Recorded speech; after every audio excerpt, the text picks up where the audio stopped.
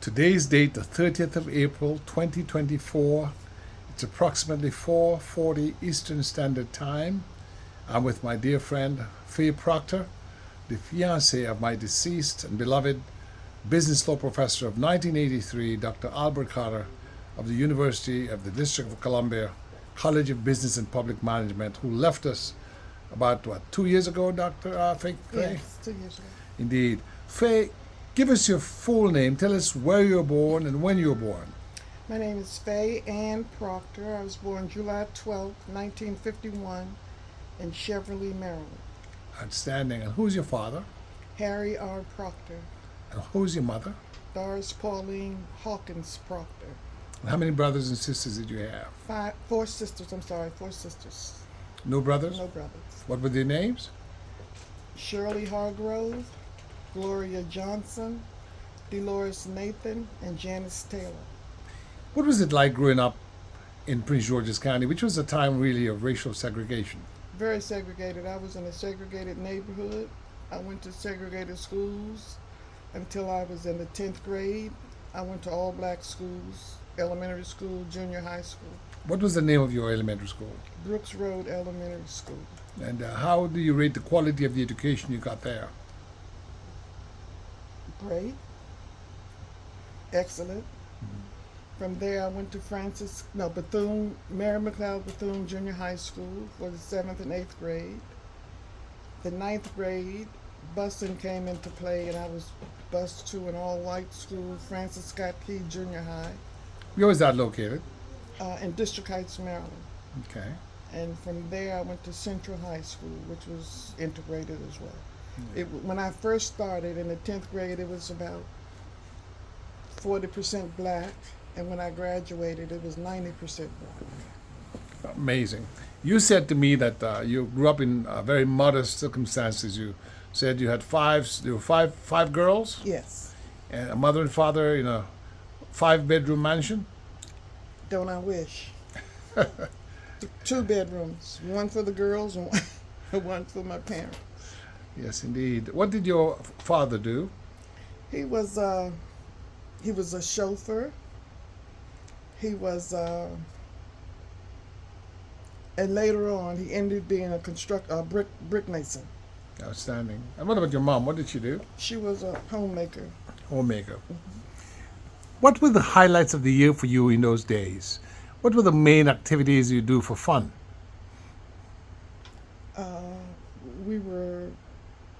It was all outdoors, anything outdoors, baseball, football.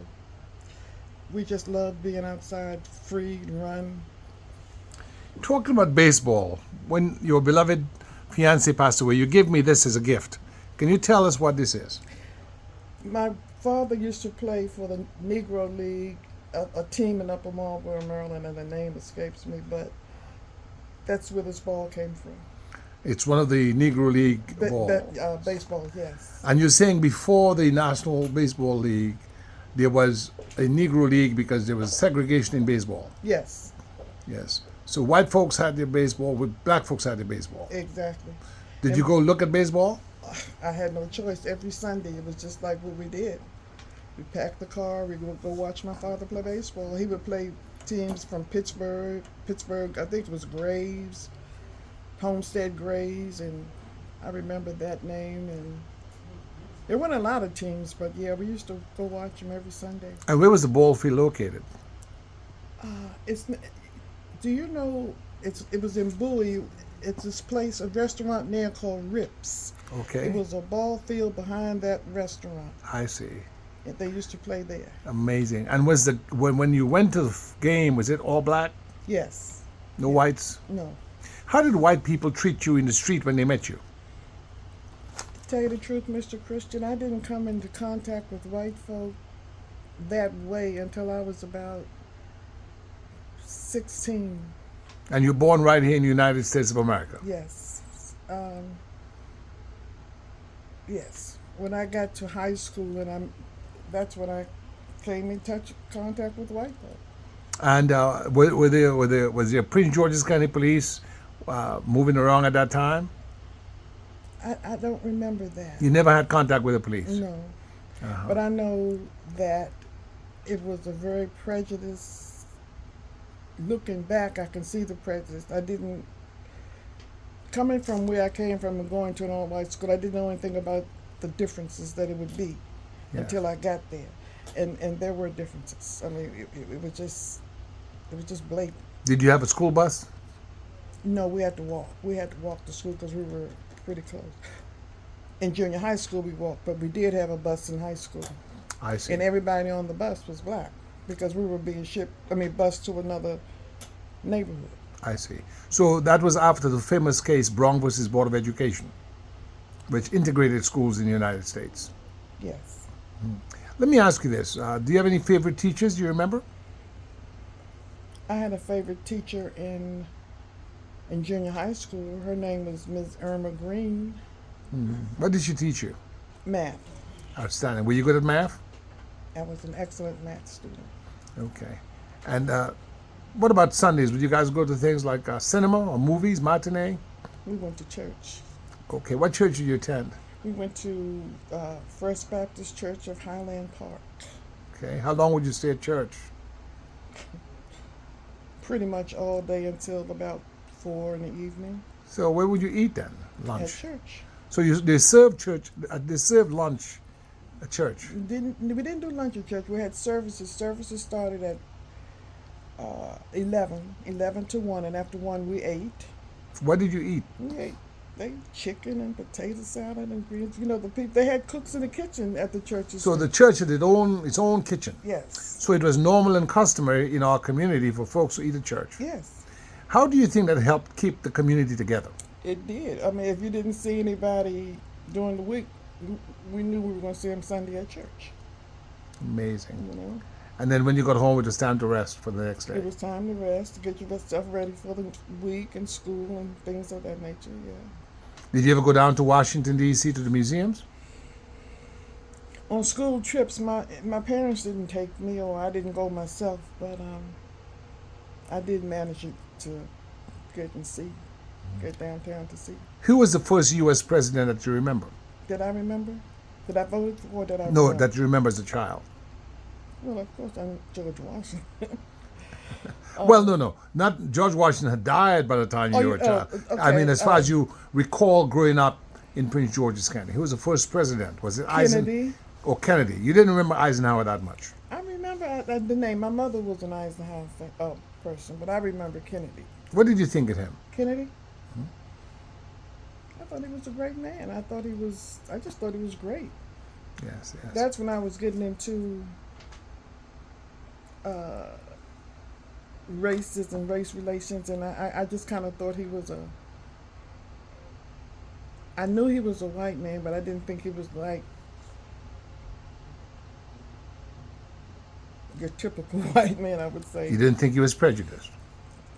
Yes. How did black people consider Kennedy? One of us, one of our own. Let me ask you, where were you when he was killed? Kennedy. That was 1963. Yes, November 22nd, 1963. I was in school, I'm sure. I'm trying to think what grade I was in. 63, I was 12. So I probably was in the 6th grade. I really don't remember. But you told me something that caused me to interview you today.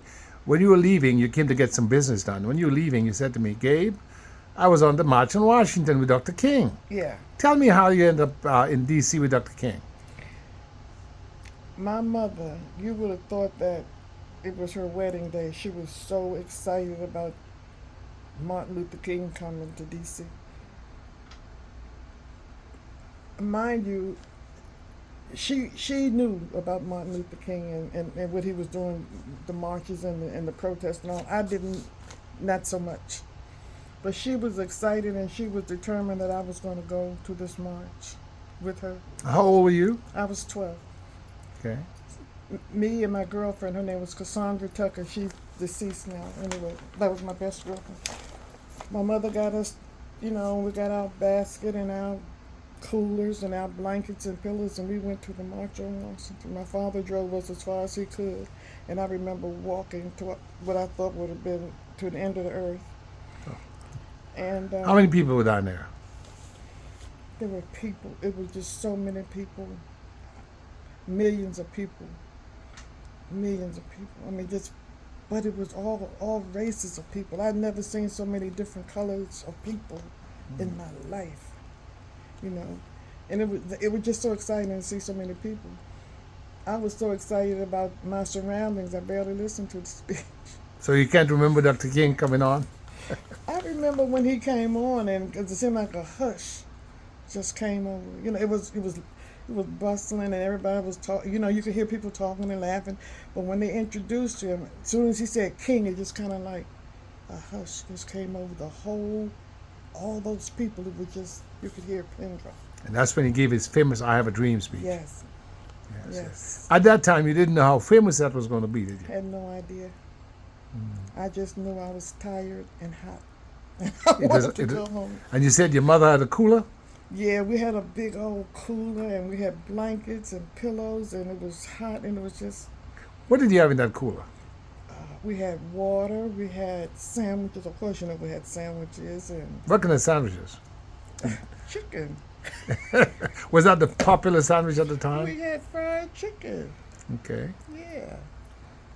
And what sort of drinks apart from water? We had water, then we had Coca-Colas, you know, sodas, but mostly water.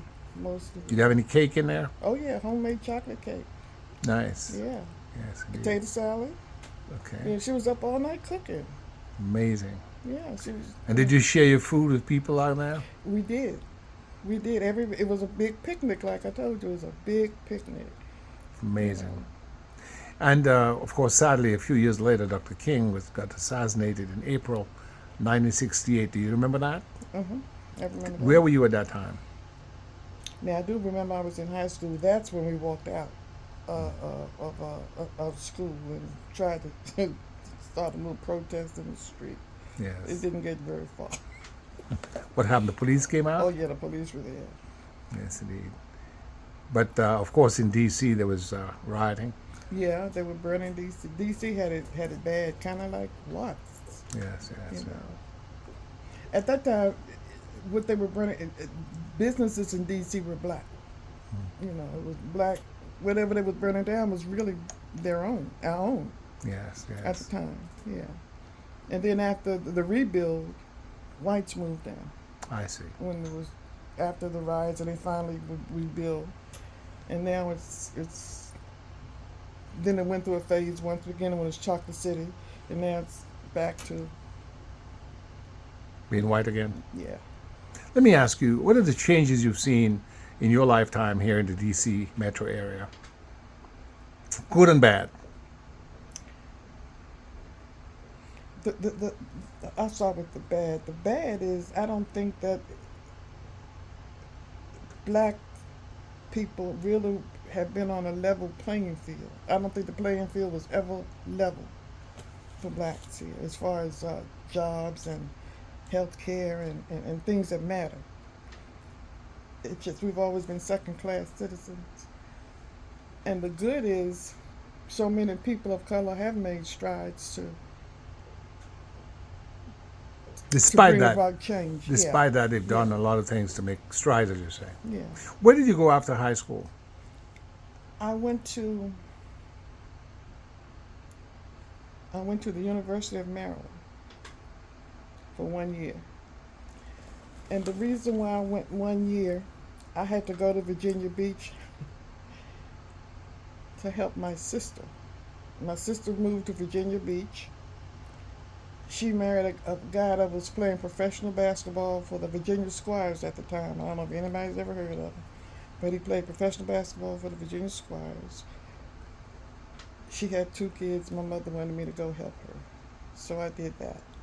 After 2 years in Virginia Squires, he was traded to the Denver Nuggets, so I had to move to Denver. So I spent the next 7 years, I guess, in Denver, Colorado, and hated every minute of it. Why didn't you like Denver? Denver was beautiful, but the time we were out there, the whole city was 3% black. Hmm. And coming from a chocolate city, I wasn't ready. Yeah. So did you ever go back to college or you just went to work?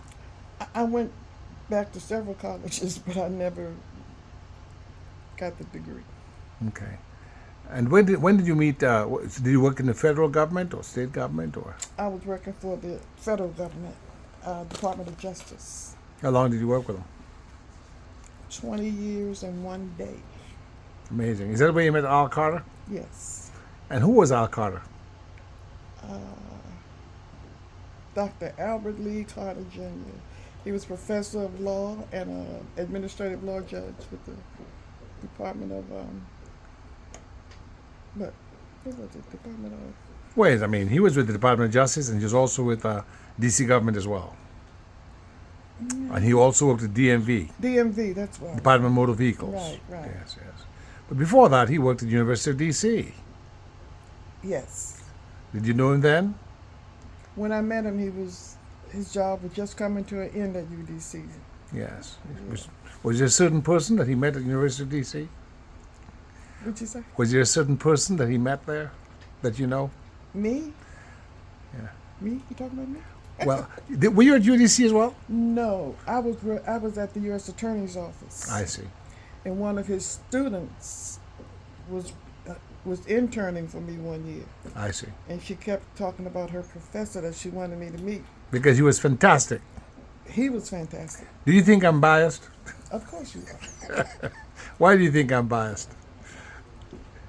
Because you're spoiled. Albert Lee Carter spoiled you. That's right. He was a fantastic teacher. I met him in 1982, 83, and he was a fine, dapper dressing, Cartier watch, and, nice oxblood tie and Cordovan shoes. And he was a really, handsome and erudite professor, and very kind. And he took a lot of time with us. And when you have a professor like Dr. Carter, you feel you want to learn. You feel that if you don't learn, you disappoint the professor, you disappoint yourself. And it was a high honor and privilege for me to have been a student. I was a good student. I got an A, and in every class he taught me, and we became friends. And till his death, I was happy to have made that trip to John Hopkins, which is, I guess, the old suburban hospital right before he left us. And, good man. And Faye, I just want to say God bless you. God bless you. And any final words on Dr. Carter and on any message for young people?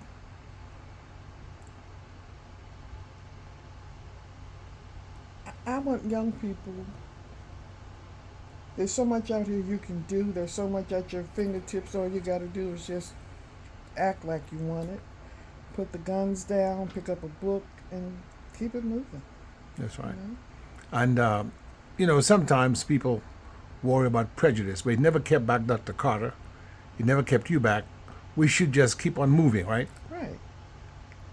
I mean, spend time worrying about that won't help.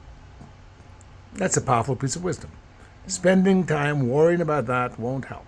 Yeah. I totally agree. We're going to leave with that. Thank you so much, Faye. God bless you. Thank you. And it's so good to see you. You're as beautiful as the first day I saw you. And thank you for coming by today. And I'll go ahead and, say good afternoon now and wrap this up. Bye-bye. Bye-bye.